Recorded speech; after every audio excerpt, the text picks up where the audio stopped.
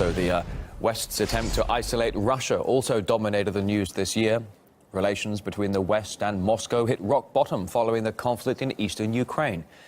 At the start of 2015, Moscow and many Western governments were barely on speaking terms.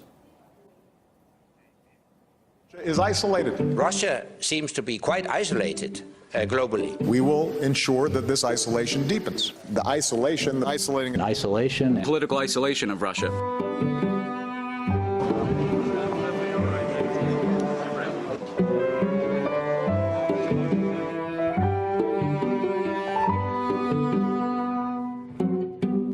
However, in December, the situation improved, apparently, as world leaders came together at the UN Security Council to negotiate a plan to pave the way for peace in Syria.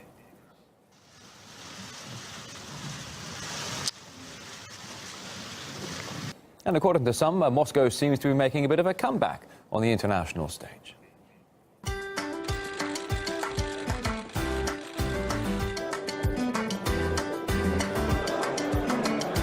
There is no objective to isolate Russia. It is not a goal to isolate Russia at all.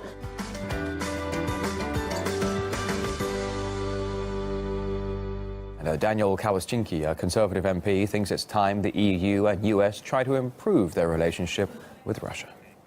We have seen many very high-profile visits to Russia in recent times, in particular from the Indian Prime Minister, from the Chinese Premier, and from some of the very large, rapidly growing countries from around the world. They are very keen to engage with President Putin and with Russia because they see the significance and importance of Russia growing all the time and playing an increasingly important part on the world stage.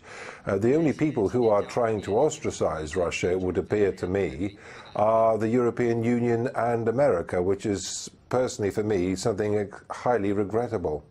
Well, after a short break here on RT International, we look back at some important stories from 2015 that perhaps the mainstream media decided was not that important.